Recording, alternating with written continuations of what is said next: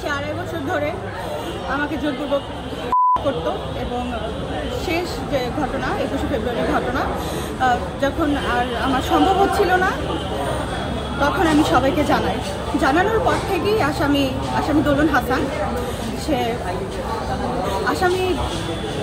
আসামি খুব চতুরতা অবলম্বন করতেছে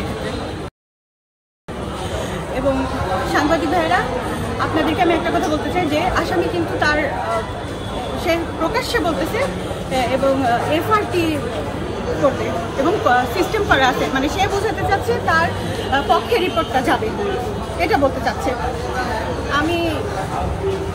সে যেভাবে আমাকে করতো, যেভাবে করতো, শারীরিকভাবে করতো এবং সে ভিডিও এবং ছবি, আমার যেগুলো ছবি ছিল আসামির কাছে, আসামি দোলন হাসান তার কাছে ছিল, এইগুলো দেখায় সে আমাকে।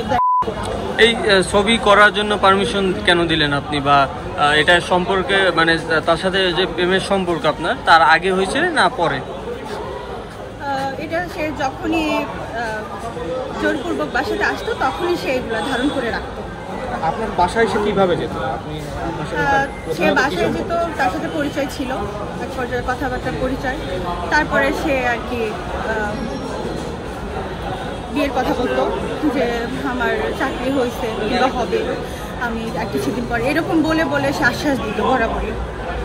এবং তার কাছে চাবি থাকতো, আমার বাসার চাবি সে আমার কাছ থেকে ভাবে নিয়েছিল, সে যেন যখন তখন আসা যাওয়া করতে পারতো। আমার বাড়ির যে দারোয়ান ছিল সে তাকে বারবার দেখতো এবং তাকে আমার কাছে তার কথা জিজ্ঞেস করতো আর কি। আমার দারোয়ান দেখতো তাকে বরাবরই।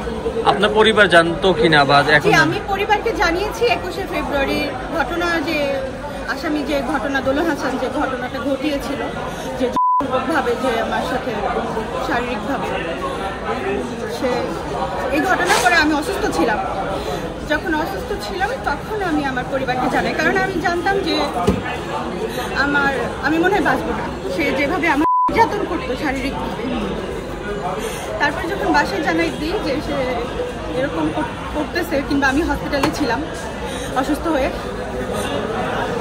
দোলন হাসান সে পেশায় সরকারি জজ, দায়রা জজ আদালত চুয়াডাঙ্গা। হোয়াটসঅ্যাপ এবং ফেসবুকের মাধ্যমে সে আমার সাথে যোগাযোগ করেছে। আপনার অভিযোগে আমরা দেখছি যে আপনার ধর্ষণের আগে আপনাকে একটা অভিযোগ আছে, তো সে সময় কি আপনি কোনো অভিযোগ করতেন? এটা আগের ঘটনা, তখন কি আপনার কোনো অভিযোগ? না, অভিযোগ করিনি। আমি শেষ পর্যায়ে যখন আমার মনে হয়েছে আমার বাঁচতে দিবে না সে, এইভাবে প্রতিনিয়ত যে এইভাবে ধর্ষণ করে যাচ্ছে, আমি নিরাপত্তার জন্য আমি বিজ্ঞ আদালতের শরণাপন্ন। এখন বিয়ের কথা যদি সে বলে তাহলে আপনি কি করবেন এই মুহূর্তে? সে আমার 2.5 বছর আমার জীবনটাই সে নষ্ট করে দিছে। আজকে আমাকে এই পর্যায়ে আসতে হলো, সে আমার জীবনটা একেবারে নষ্ট করে দিছে। তার জন্য, হ্যাঁ, আর একটা কথা, তার জন্য আমি সুস্থ স্বাভাবিক জীবনযাপন কখনোই করতে পারতাম না। এবং আমি যেন অন্য কোথাও মুভ না করতে পারি, সেই জন্য সে আমার প্রাইভেট পার্ট সেইগুলো সে ছিন্ন করে দেওয়ার চেষ্টা করতো কামড়ে, যেন অন্য কোথাও আমি মুভ না করতে পারি।